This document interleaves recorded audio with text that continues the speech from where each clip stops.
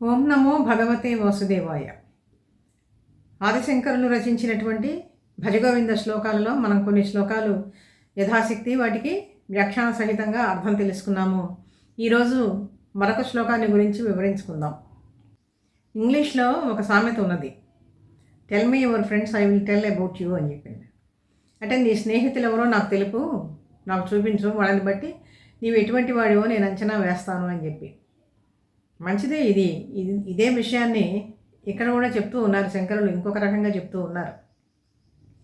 ఆ శ్లోకం ఏంటో తెలుసుకుందాం.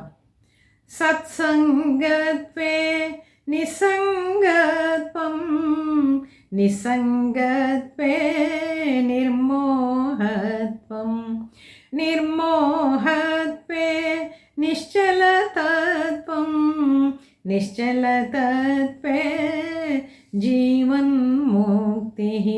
భజ గోవిందం, భజ గోవిందం, గోవిందం భజ మూఢమతే. ఈ శ్లోకంలో ఏం చెప్తున్నారంటే, మంచి సజ్జనులతో సాంగత్యం చెయ్యి. సత్సంగత్వే నిస్సంగత్వం అంటే ఒకదాని తర్వాత ఒకటి ఏ విధంగా నీకు లభిస్తాయి. మొట్టమొదటిది సజ్జన సాంగత్యము. ఇదండి, మంచి వాళ్ళతో మనం ఫ్రెండ్షిప్ చేయాలి.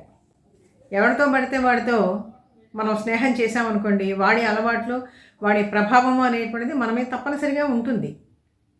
ప్రపంచంలో అసలు 3 విషయాలు చాలా దుర్లభమైనటువంటివట. మనుష్యత్వం, ముముక్షత్వం, మహాపురుష సంశ్రయం అని. అసలు మనిషిగా పుట్టడమే చాలా దుర్లభమైనటువంటి విషయము. అందులో ముముక్షత్వం అంటే ఏంటి?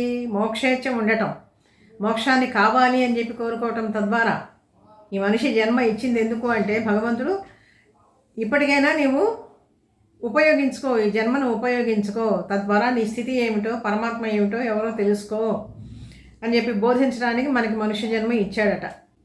మహాపురుష సంశ్రయం మూడవది. అందరూ వివేకానందులు కాలేరు, అందరూ రామకృష్ణ పరమహంసలు కాలేరు. ఒక మంచి గురువు ఏ విధంగా దొరుకుతారు, ఒక మంచి మిత్రుడు ఏ విధంగా మనకి లభిస్తాడు అంటే, ప్రపంచంలో కొన్ని విషయాలు మనం గమనిస్తూ ఉంటే పుట్టినవన్నీ కూడా పెరుగుతూనే ఉంటాయండి. పెరగకుండా ఏది ఆగిపోదు. చెట్లు పెరుగుతూ ఉంటాయి, జంతువులు పెరుగుతూ ఉంటాయి, మనుషులు పెరుగుతూ ఉంటారు. అయితే వాటి వల్ల కొంత ఉపయోగం ఉన్నది, ఉపయోగం లేకుండా పోలేదు. మనిషి పెరుగుతూనే ఉంటాడు.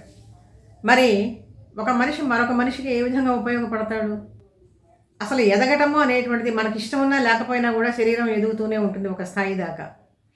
ఆ ఎదగటం అనేటువంటిది శారీరకంగా ఎదగటం కాదు, మనం భావపరంగా ఎదగాలి. భావ దారిద్ర్యము అనేటువంటిది ఉండకూడదు, సద్భావన అనేటువంటిది మన మనసులో ఉండాలి. భావపరంగా ఎదగాలి, తద్వారా బుద్ధిపరంగా ఎదగాలి. ఒక మంచి భావనలు మనలో కలిగితే మన బుద్ధి కూడా చాలా సూక్ష్మంగా పనిచేస్తూ ఉంటుంది, కుశాగ్రంగా పనిచేస్తూ ఉంటుంది. అనంతరం ఆధ్యాత్మికంగా కూడా ఎదగాల్సి ఉంటుంది. చెట్లు ఉన్నాయంటే మీ అనేక రకాలైనటువంటి పండ్లని మనకి మానవాళి కోసం ఇస్తూ ఉన్నాయి, తర్వాత అవి నశించిపోతూ ఉన్నాయి. మేఘుడు ఆకాశంలో సంచరిస్తూ అమృతం లాంటి వర్షాన్ని ఇచ్చి మానవాళికి ఉపయోగపడుతూ ఉన్నారు. మరి మన జీవితం దేనికోసం ఉపయోగపడాలి? మన జీవితం మనల్ని ఉద్ధరించుకోవడానికన్నా కనీసం ఉపయోగపడాలి కదా. అందుకని దానికి కావాల్సినటువంటిది ఏమిటి అంటే, ఒక సత్పురుష సాంగత్యము, సజ్జన సాంగత్యం అనేటువంటిది కావాలి. అందరికీ కూడా సజ్జనులు దొరుకుతారా? ఎలాగండి అంటే, ఎవ్వరూ దొరకలేదనుకోండి. మహర్షులు అందించినటువంటి మహా గ్రంథాలు మనకి చాలా ఉన్నాయి. రామాయణం కానీ, భాగవతం కానీ, భగవద్గీత కానీ, భారతం కానీ, అనేక మహాపురుషుల జీవితాలు కానీ, చరిత్రలు కానీ, ఇటువంటివన్నీ కూడా చదువుకుంటే మనం తప్పనిసరిగా ఎదుగుతాం. ఆ స్థాయికి వెళ్ళలేకపోయినా కూడా దాని ప్రభావం అనేటువంటిది మన బుద్ధి మీద బాగా పనిచేస్తుంది, మనసు మీద బాగా పనిచేస్తుంది. వాటిని సత్సాంగత్యం తీసుకోవచ్చు. కాకపోతే ఈ సాంగత్యము అనేటువంటిది చాలా విశేషమైనటువంటి అంశం ఇక్కడ. ఎందుకని అంటే, ఈ రోజుల్లో సమాజంలో చూస్తూ ఉంటే చాలా విపరీతమైనటువంటి పోకడలు కనిపిస్తూ ఉన్నాయి. ఎటువంటి వాళ్ళతో స్నేహం చేయాలి అనేటువంటిది ముఖ్యంగా టీనేజ్లో ఉండేటువంటి పిల్లలకి అస్సలు తెలియటం లేదండి. ఇది నిష్ఠూరమైనటువంటి విషయమే, కష్టమైనటువంటి విషయమే డైజెస్ట్ చేసుకోవడానికి. కానీ జరుగుతూ ఉండేటువంటి విషయం కూడా ఇదే.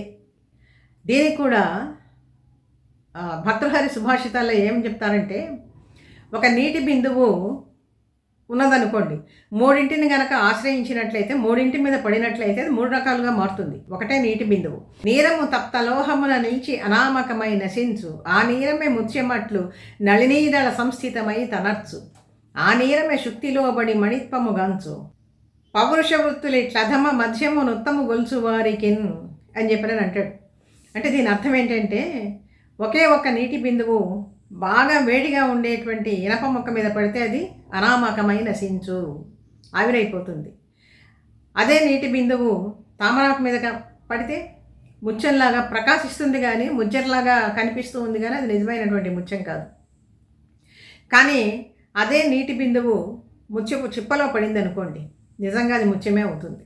అందుకని అధముడితో సాంగత్యము, మధ్యముడితో సాంగత్యము, ఒక ఉత్తముడితో సాంగత్యము ఏ విధంగా ఒక్క నీటి బిందువుని ఎన్ని రకాలుగా మార్చిందో, మనిషి కూడా ఒక సజ్జన సాంగత్యాన్ని కోరుకోవాలన్నమాట. ఆ విధంగా ఈ సజ్జన సాంగత్యం అనేటువంటిది చాలా విశేషంగా చెప్తూ ఉన్నారు ఇక్కడ శంకరులు.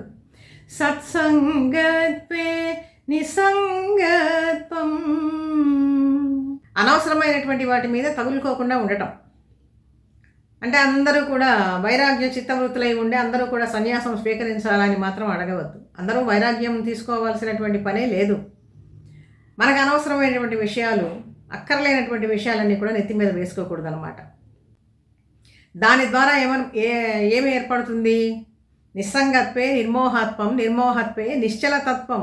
ఒక స్థిరమైనటువంటి బుద్ధి, నీకు చాంచల్యము లేనటువంటి స్థితి నీకు వస్తుందన్నమాట. తద్వారా జీవన్ముక్తి, జీవించి ఉండగానే నీవు అన్నిటి నుంచి కూడా ఆనందాన్ని పొందుతావు. సన్మార్గంలో నడవటానికి ఇవన్నీ కూడా ఉత్తరోత్తర దోహదపడేటువంటి అంశాలు, మెట్లుగా ఉంటాయి. తేషాం సతతయుక్తానాం భజతం ప్రీతిపూర్వకం దదామి బుద్ధియోగంతం ఏన మాముపయాంతితే అంటాడు కృష్ణ పరమాత్మ.